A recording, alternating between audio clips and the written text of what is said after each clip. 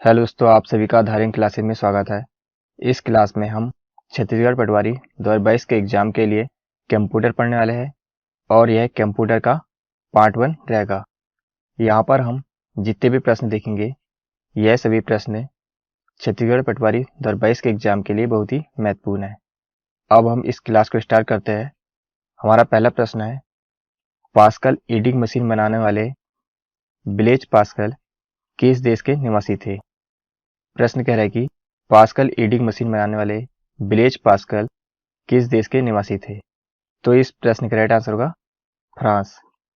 Pascal ईडिंग machine बनाने वाले Blaise Pascal France देश के नागरिक थे। तो ऑप्शन नंबर जो सी है इस प्रश्न का करेक्ट आंसर है। अब हम अगला प्रश्न देखते हैं, प्रश्न 2। प्रश्न 2 के कह रहे हैं कि कोई व्यक्ति कंप्यूटर साक्षर कहलाता है यदि वह सक्षम हो केवल। तो इस प्रश्न का राइट आंसर होगा आवश्यक एप्लीकेशनों को चलाने में। तो हमारा ऑप्शन नंबर जो ए है इस प्रश्न का करेक्ट आंसर है। अब हम अगला प्रश्न देखते हैं, प्रश्न 3। प्रश्न 3 के कह रहे हैं कि आजकल सबसे अधिक प्रयुक्त होने वाली इनपुट डिवाइस कौन सी है। प्रश्न के कह रहे हैं कि आजकल सबसे अधिक प्रयुक्त होने वाली इनपुट डिवाइस कौन सी है। तो इस प्रश्न का राइट आंसर होगा कीबोर्ड। तो ऑप्शन नंबर जो ए है इस प्रश्न का करेक्ट आंसर है। अब हम अगला प्रश्न देखते हैं, प्रश्न 4।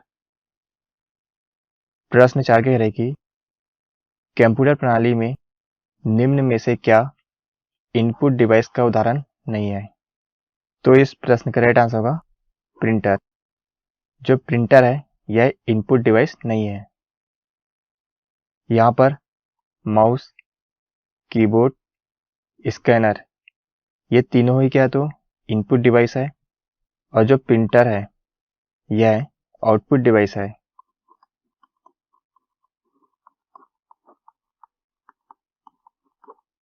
प्रिंटर क्या है तो आउटपुट डिवाइस है। तो ऑप्शन नंबर जो डी है इस प्रश्न का करेक्ट आंसर है। अब हम अगला प्रश्न देखते हैं, प्रश्न 5। प्रश्न 5 के कह रहे हैं कि माउस है। तो इस प्रश्न का राइट आंसर होगा इनपुट डिवाइस। माउस क्या है तो इनपुट डिवाइस है। तो ऑप्शन नंबर जो सी है इस प्रश्न का करेक्ट आंसर है।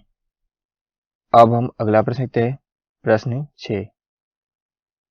प्रश्न 6 कह रहे हैं कि निम्न में से कौन सा कंप्यूटर का अभिन्न हिस्सा नहीं है।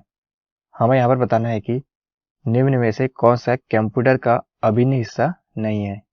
तो इस प्रश्न का राइट आंसर होगा यूपीएस। तो ऑप्शन नंबर जो डी है इस प्रश्न का करेक्ट आंसर है। अब हम अगला प्रश्न देखते हैं, प्रश्न 7। प्रश्न 7 के कह रहे हैं कि निम्न में से कौन सा सिस्टम यूनिट का भाग है। हमारा प्रश्न है निम्न में से कौन सा सिस्टम यूनिट का भाग है। तो इस प्रश्न का राइट आंसर होगा सीपीयू। तो ऑप्शन नंबर जो ए है इस प्रश्न का करेक्ट आंसर है। अब हम अगला प्रश्न देखते हैं, प्रश्न 8। प्रश्न 8 कह रहा है कि सीपीयू क्या है। हमें यहाँ पर बताना है सीपीयू क्या है। तो इस प्रश्न का राइट आंसर होगा प्रोसेसिंग डिवाइस। सीपीयू क्या है तो प्रोसेसिंग डिवाइस है। तो ऑप्शन नंबर जो सी है इस प्रश्न का करेक्ट आंसर है। अब हम अगला प्रश्न देखते हैं, प्रश्न 9। प्रश्न 9 के कह रहा है कि कंप्यूटर इंस्ट्रक्शन को प्रोग्रामिंग भाषा में लिखने की प्रक्रिया कहलाती है। तो इस प्रश्न का राइट आंसर होगा कोडिंग। कंप्यूटर इंस्ट्रक्शन को प्रोग्रामिंग भाषा में लिखने की प्रक्रिया कोडिंग कहलाती है। तो ऑप्शन नंबर जो बी है इस प्रश्न का करेक्ट आंसर है। अब हम अगला प्रश्न देखते हैं, प्रश्न 10। प्रश्न 10 का कह रहा है कि निम्नलिखित में से सिस्टम सॉफ्टवेयर कौन सा है। हमें यहाँ पर बताना है कि इनमें से सिस्टम सॉफ्टवेयर कौन सा है। तो इस प्रश्न का राइट आंसर होगा कंपाइलर। तो ऑप्शन नंबर जो ए है इस प्रश्न का करेक्ट आंसर है। अब हम अगला प्रश्न देखते हैं, प्रश्न 11। प्रश्न 11 के कह रहे कि कंप्यूटर प्रणाली में निम्न में से क्या प्रोग्रामिंग भाषा नहीं है। हमें यहाँ पर बताना है कंप्यूटर प्रणाली में निम्न में से क्या प्रोग्रामिंग भाषा नहीं है। तो इस प्रश्न का राइट आंसर होगा लोटस। तो ऑप्शन नंबर जो डी है इस प्रश्न का करेक्ट आंसर है। अब हम अगला प्रश्न देखते हैं, प्रश्न 12। प्रश्न 12 क्या कह रहा है कि सॉफ्टवेयर का अर्थ है, तो इस प्रश्न का राइट आंसर होगा प्रोग्राम्स। तो ऑप्शन नंबर जो बी है इस प्रश्न का करेक्ट आंसर है। अब हम अगला प्रश्न देखते हैं, प्रश्न 13।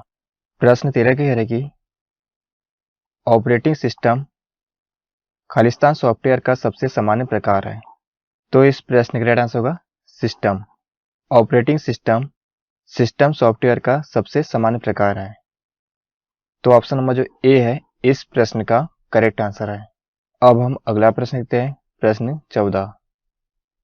प्रश्न 14 क्या कह रहा है कि निम्न में से कौन सा एक संसाधन प्रबंधक के रूप में कार्य करता है और उपयोगकर्ता और हार्डवेयर के बीच इंटरफेस प्रदान करता है।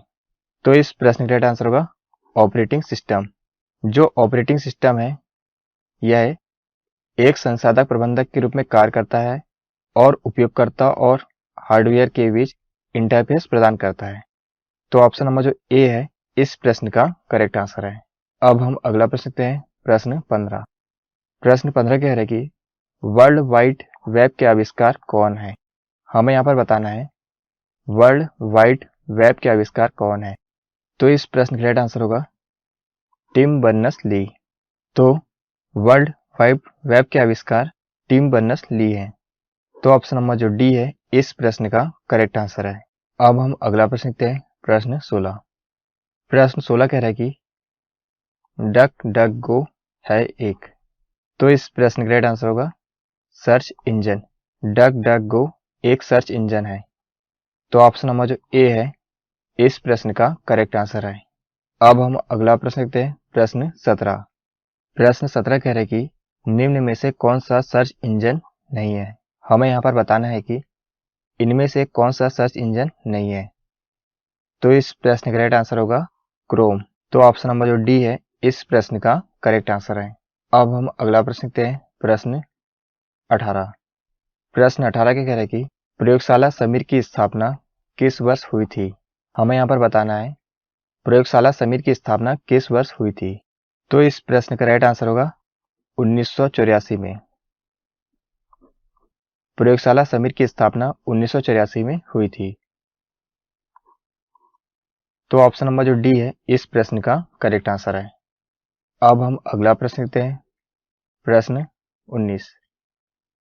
प्रश्न 19 का कह रहे कि भारतीय सुपर कंप्यूटर का जनक कौन कहलाता है। हमें यहाँ पर बताना है भारतीय सुपर कंप्यूटर का जनक कौन कहलाता है। तो इस प्रश्न का राइट आंसर होगा विजय पांडुरंग भटकर। भारतीय सुपर कंप्यूटर का जनक कौन कहलाता है, तो विजय पांडुरंग भटकर।